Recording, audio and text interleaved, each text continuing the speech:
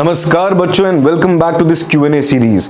अब बारी है चैप्टर नंबर 2 की from a book footprints without feet, a thief story. कहानी में क्या होता है आपको पता है, अगर नहीं पता है तो समरी वीडियो को जाके देख लीजिएगा। अब बात करते हैं हम प्रश्न नंबर 1 की। How does the thief think Anil will react to the theft? तो थीफ, चोर को क्या लगता है कि अनिल जो है वो चोरी के प्रति किस तरीके से रिएक्शन देगा? Now let us understand the answer. According to Hari, Anil would be sad, not because of the loss of money, but because of the loss of trust he had in Hari. बहुत ही beautiful सी चीज बोली गई यहाँ पे कि भैया चोरी करी पैसों की पर गया भरोसा। तो यहाँ पे दुख होता, तो यहाँ पे हमें दो कैरेक्टर्स ऑलरेडी मिल चुके हैं, हरी और अनिल। तो अनिल को कैसा लगता? हरी के हिसाब से लगता कि पैसे तो ठीक है, बट जो ट्रस्ट को ब्रेक किया है ना, जो ट्रस्ट का लॉस हुआ है वो फिर से नहीं मिलेगा।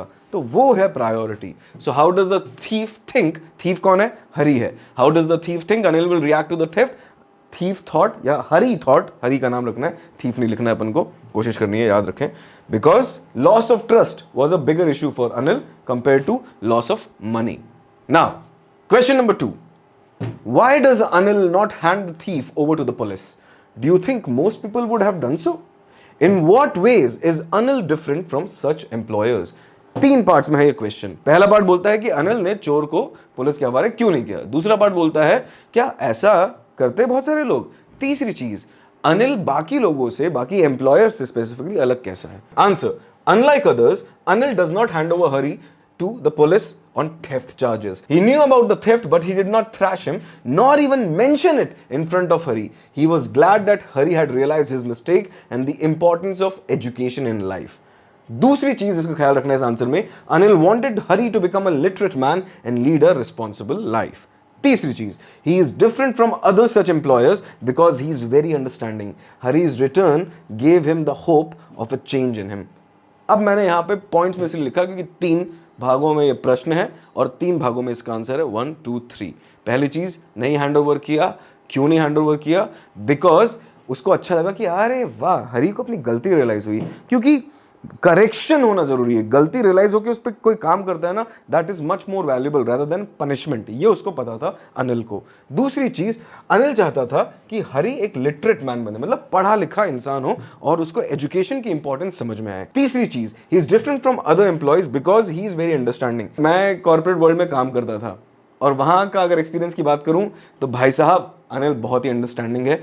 ऐसे एम्प्लॉयर्स बाहर नहीं मिलते, ठीक है। Hari's return gave him the hope of a change in him. और हरी जब वापस आया तो अनिल को लगा यार ये वापस आया है अपनी गलती के बारे में सोच समझ के और अपनी गलती का पश्चाताप करके। ये बंदे को अपने साथ रखना जरूरी है। तो यहां पे अनिल हरी से इंप्रेस हो जाता है। Question number 3, do you think it is a significant detail in the story that Anil is a struggling writer? Does this explain his behavior in any way? 2 parts में एक क्वेश्चन डिवाइडेड है, answer को देखते हैं। Yes, it is a significant detail that Anil is a struggling writer. His lifestyle was simple and used to spend according to his pocket at all time. ठीक है, अब यहां पे क्या बोला जा रहा है? यहां पे ये बोला जा रहा है कि हाँ, बहुत ही सिग्निफिकेंट डिटेल है कि अनिल एक स्ट्रगलिंग राइटर था।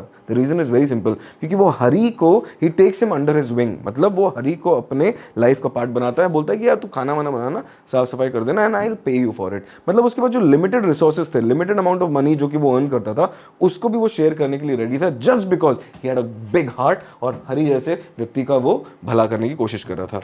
His struggle sometimes gave him a lot of income while at other times he used to worry about the next payment. तो मतलब वो हैंड टू माउथ जीता था। कभी कोई अच्छा बढ़िया छप गया, कोई चीज का बढ़िया पेमेंट आ गया, पर कभी कभी खाने के भी वांदे पड़ जाते थे। But at the same time he wanted to keep his conscience. वो जो अच्छा व्यक्ति था, उस चीज को अपने अंदर जगाए रखने के लिए he used to make sure कि जब भी उसे कोई हेल्प करने का मौका मिले तो वो करे, जैसे उसने हरी की करी थी।